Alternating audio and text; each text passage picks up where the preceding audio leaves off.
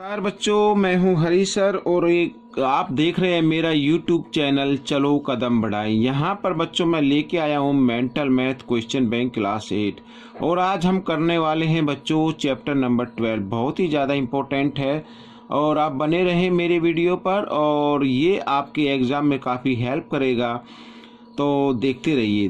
तो बच्चों सबसे पहले मैं आपको कुछ फॉर्मूले आपके बताऊंगा। यहाँ पर चैप्टर नंबर 12 कर रहे हैं जो है एक्सपोनेंट्स एंड पावर्स। ठीक है, पॉइंट टू रिमेंबर। यहाँ पर कुछ फॉर्मूले हमको लर्न करने होंगे।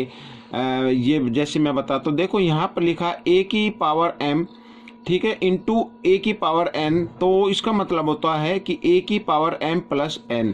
तो कहने का मतलब है ये, मान लीजिए यहाँ पर कोई भी जैसे 2 है ये, ठीक है बच्चों, और 2 की पावर आ गई यानी 4 यहाँ पर, और फिर मल्टीप्लाई का साइन है, फिर इधर 2 लिखा और 2 की पावर इधर आ गई 2। तो इसका मतलब होता है बच्चों इनमें से एक बेस को लेना है 2 को और इनकी पावर को क्या कर देना, ऐड कर देना है। ठीक है बच्चों, इस तरीके से, यानी 2 की पावर क्या हो जाती है, 6 हो जाती है।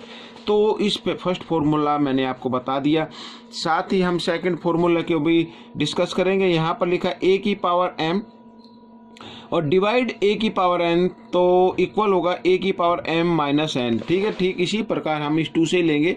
मान लीजिए यहाँ पर 2 की पावर 4 है और बीच में डिवाइड का साइन है और इधर 2 की पावर 2 है, तो इसका मतलब होगा कि एक बेस लेना है और पावर को क्या कर देना, माइनस, यानी 2 की पावर 2 आ जाएगा इसका आंसर। ठीक है, आपको देखते रहिए। तो यहाँ पर थर्ड फॉर्मूले पे चलते हैं। लिखा है ए और एक पावर इनसाइड है ब्रैकेट के, तो ए की पावर m और सेकंड पावर आउटसाइड में है, तो इस कंडीशन में mn लिखा हुआ है। तो mn का मतलब मल्टीप्लाई से होता है।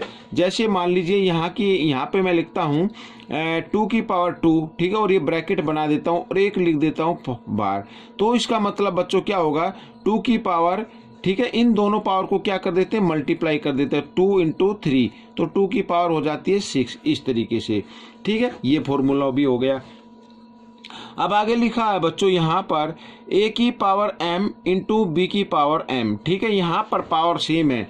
अगर यहाँ पर 2 की पावर 2 दी हुई है और यहाँ पर 3 की पावर 2 दी हुई है, तो हमें क्या करना होगा, इन दोनों को मल्टीप्लाई कर देना है एक ब्रैकेट में इस तरीके से, और पावर को, इनमें से एक पावर को बाहर लिख देना है, यानी 6 की पावर 2 हो जाएगा। ठीक है बच्चों, यहाँ पर आइए चलते हैं अगले कोई फॉर्मूले पर। यहाँ लिखा a की पावर 0 इक्वल 1। तो बच्चों यहाँ पर आपको एक चीज़ का ध्यान देना है, अगर किसी भी, मान लीजिए यहाँ पर 2 है, 2 की पावर 0 है, तो इसका मतलब इसका आंसर कितना होगा, 1 होगा। तो किसी की भी पावर 0 होती है तो उसका आंसर 1 होता है। ठीक है, आइए करते हैं अगले पार्ट को, तो यहाँ अगले फॉर्मूले को। तो यहाँ पर देखिए बच्चों, यहाँ पर लिखा है a और m, ठीक है, बाई b और m। यहाँ पर ये डिवाइड की फॉर्म में है बच्चों यहाँ पर। ठीक है, जैसे यहाँ पर लिखा है, मान लीजिए ये मैं एक बार फिर बताता फॉर्मूले को लिख के, ये डिवाइड है। ठीक है, यहाँ पर b की पावर m इस तरीके से। तो इसका मतलब क्या होगा कि a और b को डिवाइड करके हम इसकी एक पावर लिख सकते हैं m, इस तरीके से।